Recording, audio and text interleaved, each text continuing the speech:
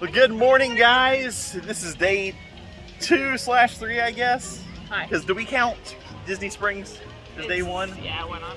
Okay, day 3 then. If you like, if you would move this back a little bit, you could totally make it. No, we're not. We'll show it in the vlog. But we are here at Animal Kingdom first thing in the morning.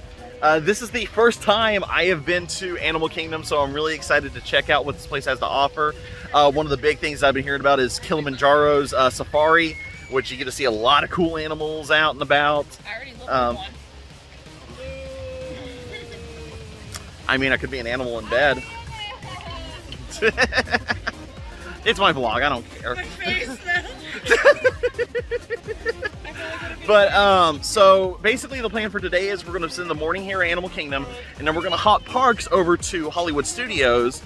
And most of my day is probably going to be spent at Galaxy's Edge, which is the Star Wars land. I'm actually. The rest of the park too. I mean, yeah, but I am actually garbed up in my kind of Star Wars-ish outfit today. So, but let's go have some fun in Animal Kingdom. Oh, it's the bridge. Secret tunnel, secret tunnel through the mountains. We're literally just here. Right? Come on. What's up? I know it's bad. This is actually kind of hard to walk on. Yeah. What?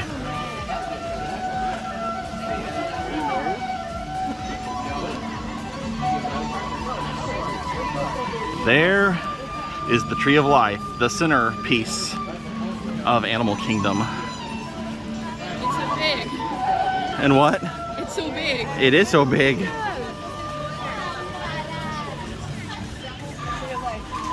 So they said there's like something over like 300 something different animals carved into it or something? Like that. And they're all hand carved. I first remember when they were actually first starting construction on this.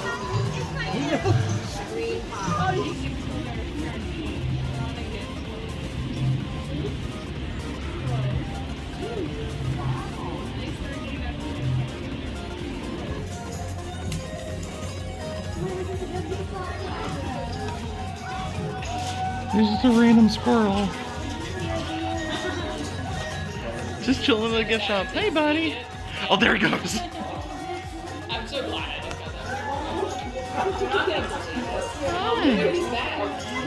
So we just got off of Dinosaur just a little bit ago. Actually had a lot of fun on it. Humidity too. It is actually kind of warm today. But pleasantly surprised with that one. It was pretty fun. My body's still trying to recover from yesterday, so I'm going to be trying to save all my energy for Galaxy's Edge later. But right now, we're in the land of Pandora. Oh, just wait. You'll get a better view of the mountains here in a minute. But like these are kind of like the outskirts, like whenever, oh shoot, what's the dude's name? I mean, yeah, Jake's, whenever Jake kind of first drops in and stuff. So these are kind of like the outskirts of the main village and stuff. Yeah.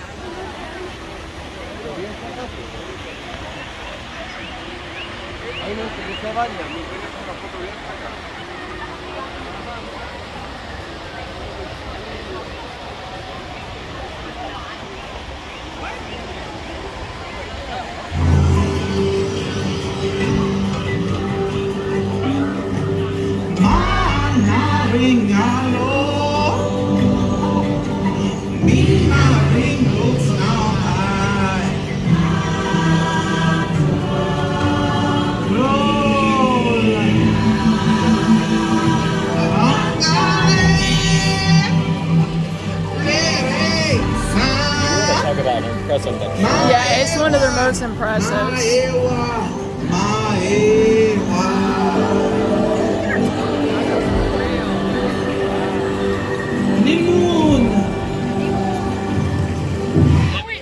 So as you can see, we just got off of Navi's, what would you call it? Navi River Journey. River Journey. I don't know the names of half this stuff. She's the Disney expert, okay? So I'm still slowly learning, but as you can see, it's a very beautiful ride. Very cool. So next, we are getting ready to head over to Kilimanjaro Safari. So we get to check out some animals. Also, real quick, during the break of this video, real quick, I want to thank Nikki for filming half of the stuff that we are going to be showing you guys in this vlog. So thank you, Nikki, for filming part of this. Now that I know the camera does that. So next, let's go check out some animals.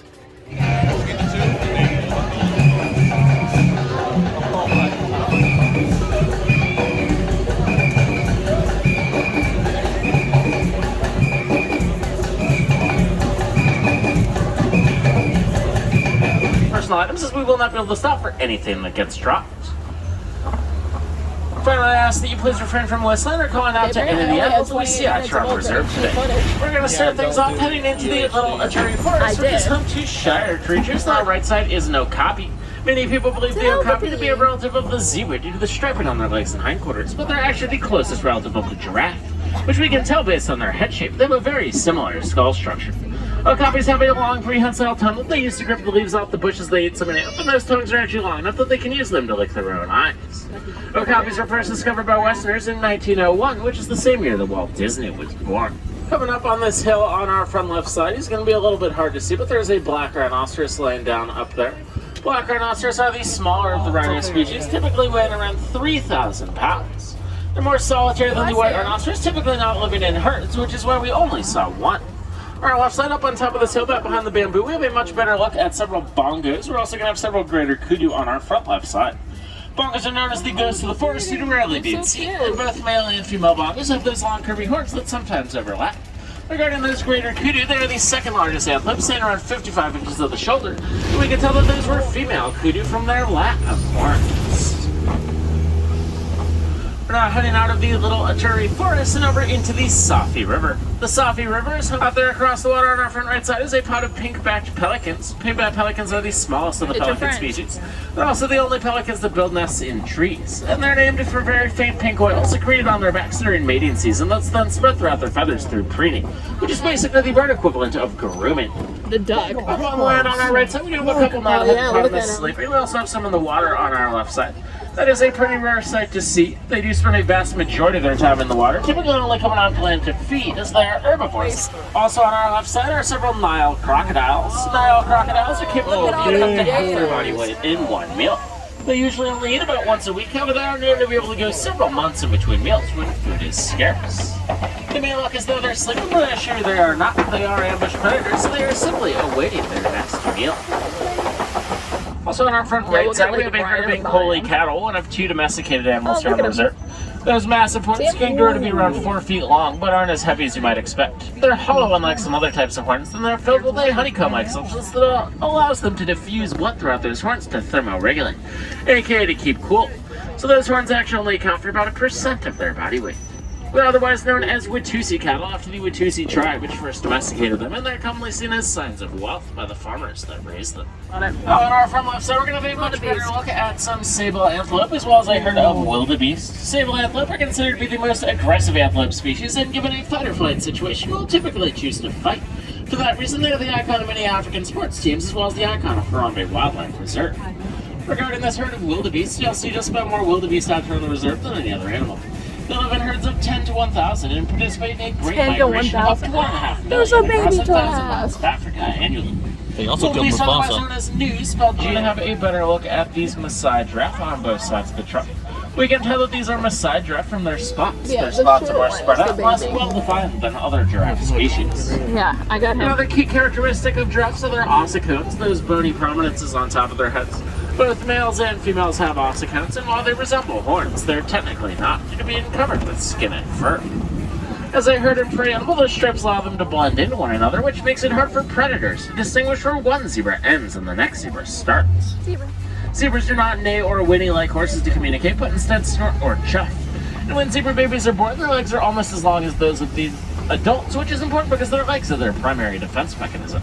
They're then up and walking within their first 30 minutes of life. On our front left side, back behind those trees, is a family of mandrills, the world's largest monkey species. They have a max weight of around 100 pounds, and males are characterized by bright blue and white facial markings, which become brighter when excited. We're also going to have an African elephant straight out on our right side. Both the male and female African elephants have tusks, so we can't use that to determine which received. However, the fact that it was one, in addition to its decently large size, is a sign that that could be a male.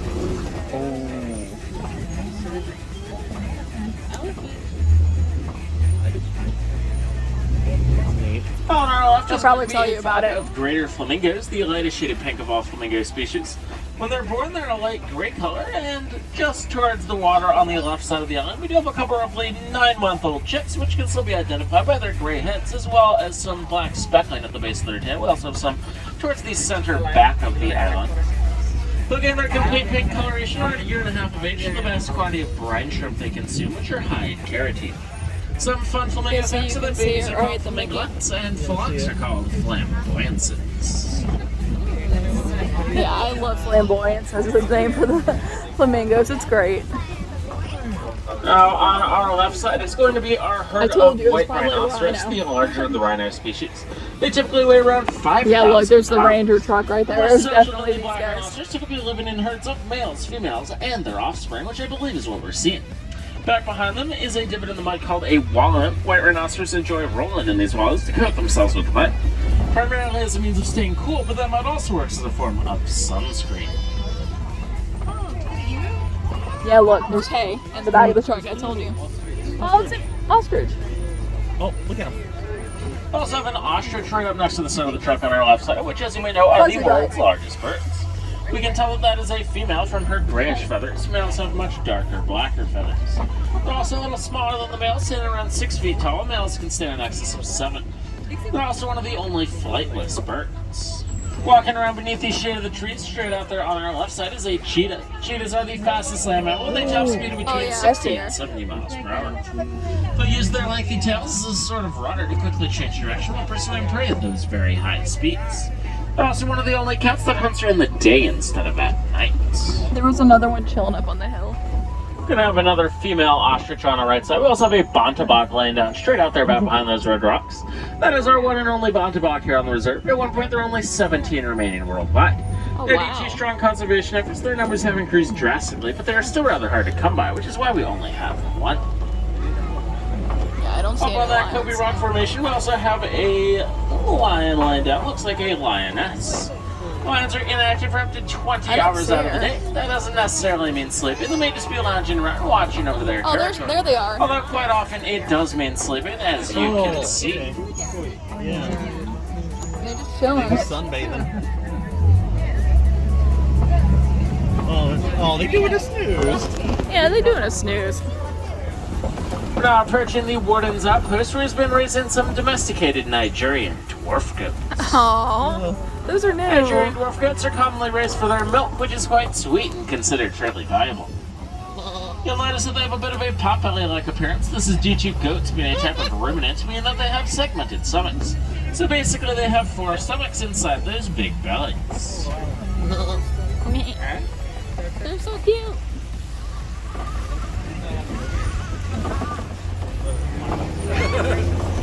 Yeah, that wasn't here when I was here last. Look at all of them.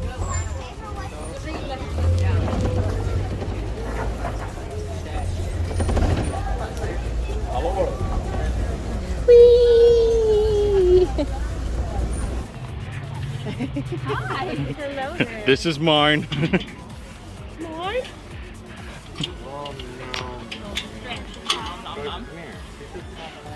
This is mine. I'm taking it with me. Goodbye. I clothed the lady with yeah. That's more food. Give me more. That was fun.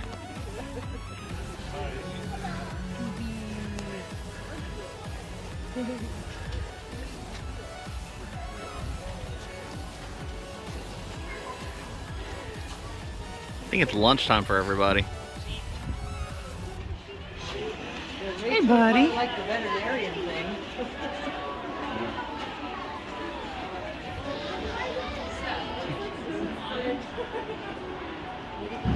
What a jackass.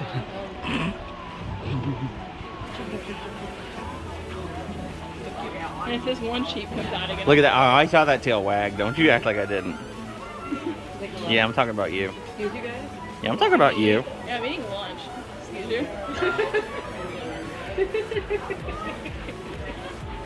Do you have anything to say in these trying times? Nom nom. He's our rock star about that. He's very tolerant.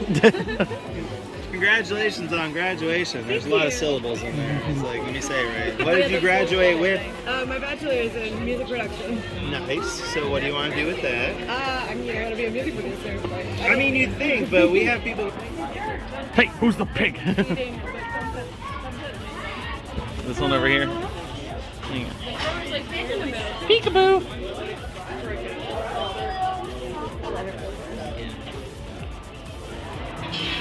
So we are chilling here at the cantina.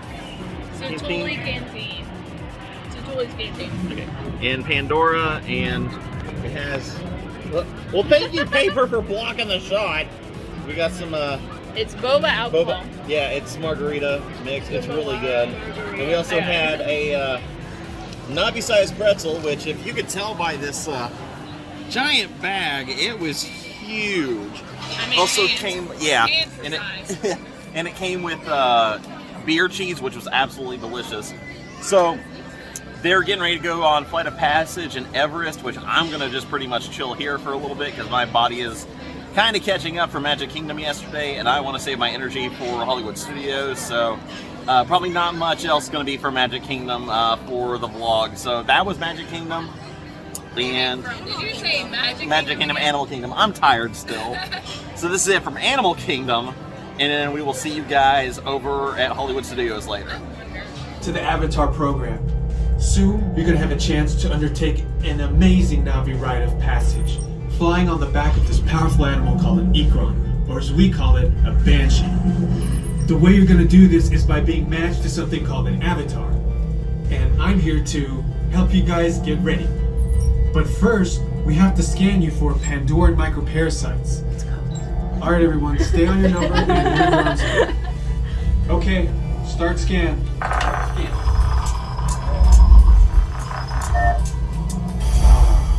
You've all got them.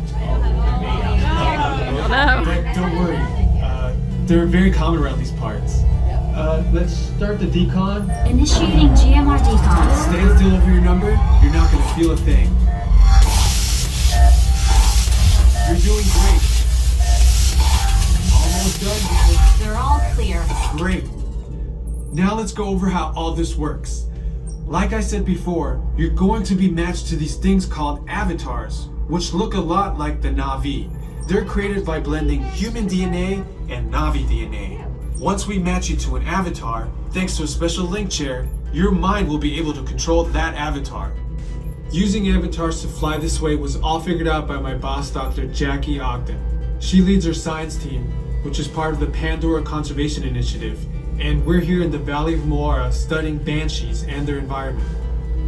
Over a generation ago, this enormous company called the RDA created a lot of damage to the area through their bad mining practices and conflicts with the Navi. Just like on Earth, it can take decades for ecosystems to recover. One way to understand what's going on with an ecosystem is to study what are called keystone species. These are animals like tigers, jaguars, seals. The banshee is one of these important animals. Dr. Ogden is the foremost expert on studying the Ikron and has spent years researching them. Unfortunately, banshees live high in rookeries and humans can't get anywhere near them without becoming their lunch. But the Navi and avatars can. In fact, the Navi have been riding on the backs of banshees since their earliest history. Thanks to science, avatars can ride on banshees too. That's why you're linking to an avatar. It was Dr. Ogden who restarted the Avatar program. It's because of her that you're able to go through this rite of passage today. Pandora is a breathtaking natural world. I cannot wait for you guys to see it for yourselves. Okay, to get you flying on a Banshee, we need to find each of you an avatar. Let's prep the genetic sampling. I'm on it. Okay, first we need to find a compatible match of your genetic material with the genetic material of one of the avatar bodies that we already have. Once we do that, you'll be able to link to that avatar and fly. Help us out and move around a bit. Almost. Yes, got him. Now, let's find you your avatar matches.